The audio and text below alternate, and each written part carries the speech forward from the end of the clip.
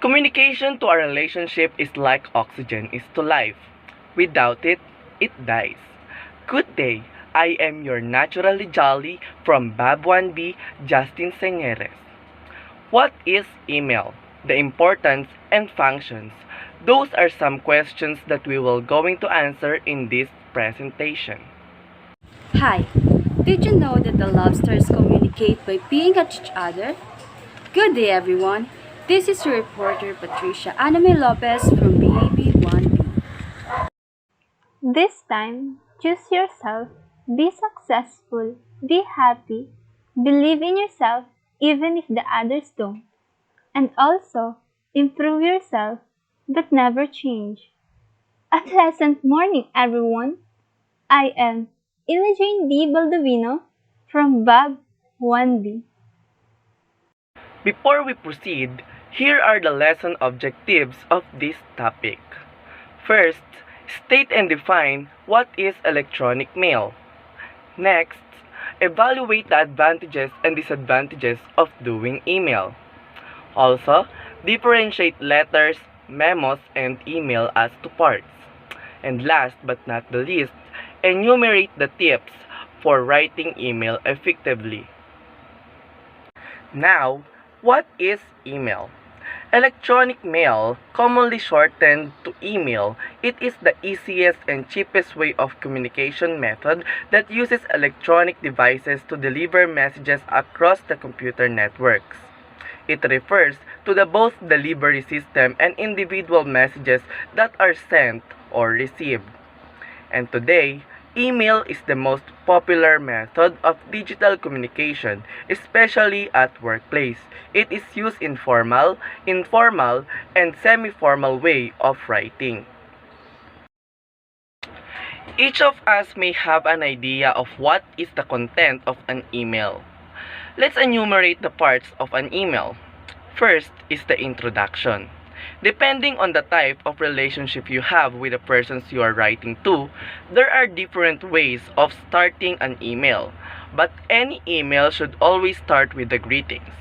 For example, Dear Mr., Mrs., or Miss, plus the surname of the recipient, example, Mr. Black. Another example is Dear Sir or Madam if you don't know the name of the recipient, or more generally, to whom it may concern. After the initial greetings, you need an introductory sentence that indicates clearly the reasons for writing and is consistent with the subject of the email. Introduce yourself briefly. For example, I am writing with the regards to email subject. I am writing in the connection with plus the email subject. And last, I am writing in the reference to.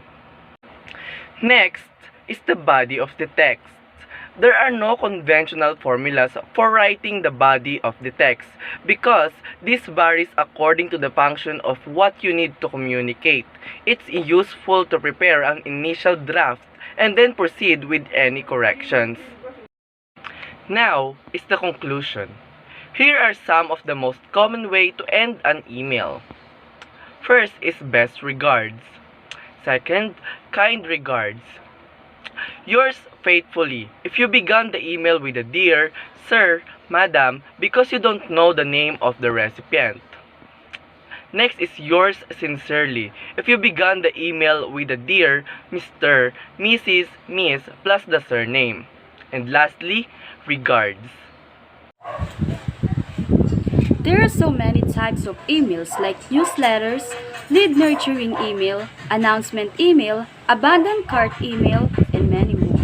But today, we will only discuss the three main types of emails, which is the formal email, informal email, and semi-formal email. First, what is a formal email? A formal email is used when conducting business with a new associate or executive, sending a professional inquiry, or corresponding about the job. When you are writing an formal email, you should start with a formal greeting like dear plus name and close with sincerely, and keeping the subject line short and descriptive.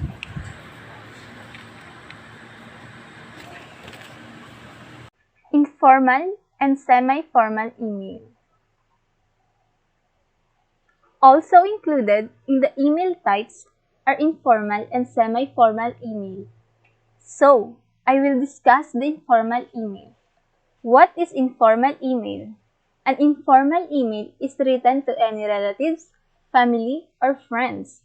There are no rules for informal email writing. A person can use any language of his or her choice. Then the last is the semi-formal email.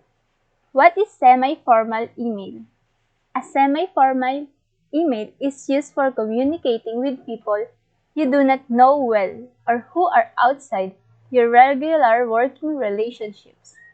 Messages written in this style are similar to business letters. They are concise and informative.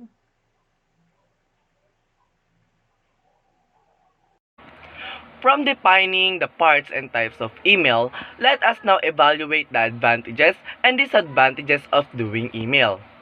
Here are the amazing advantages of how email helps us and makes life easier. Email is a free tool.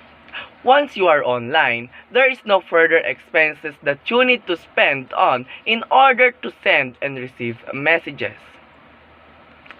Email is quick. Once you have finished composing a message, sending it is as simple as clicking a button.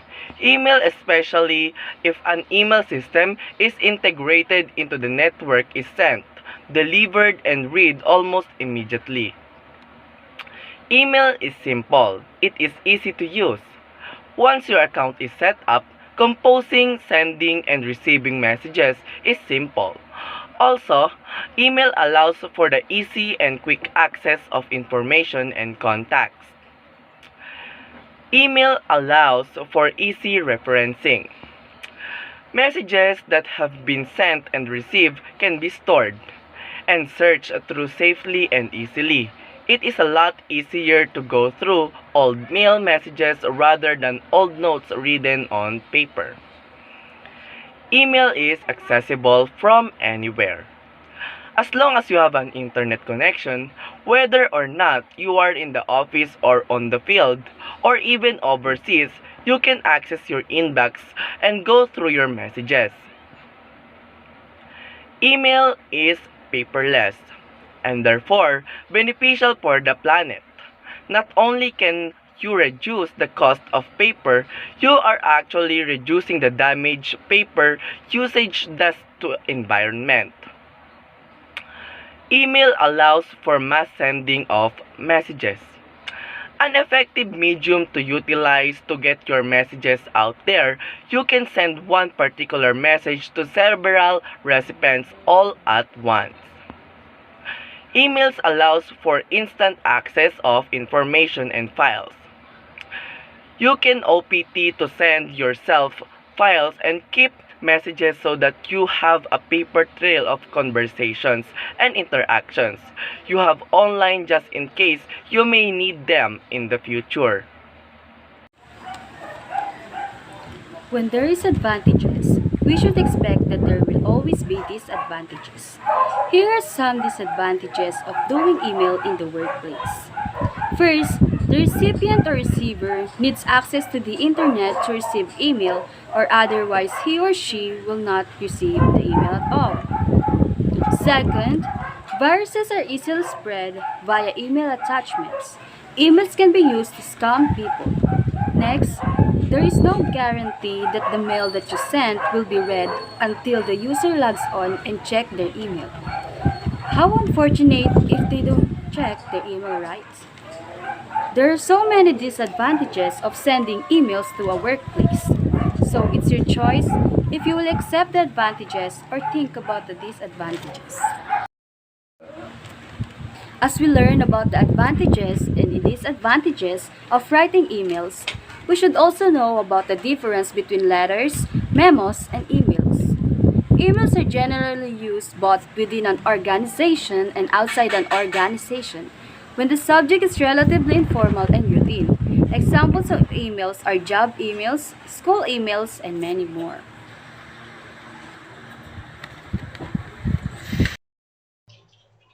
Letters also include the difference between letters, memos, and emails.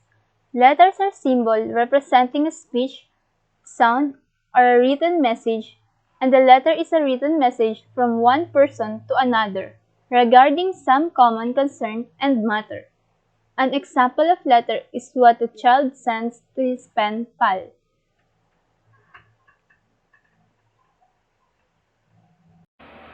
A memorandum or reminder, commonly shortened to memo, is used to communicate something of immediate importance to people within a business or organization. You might need to inform staff of upcoming events or to broadcast internal changes.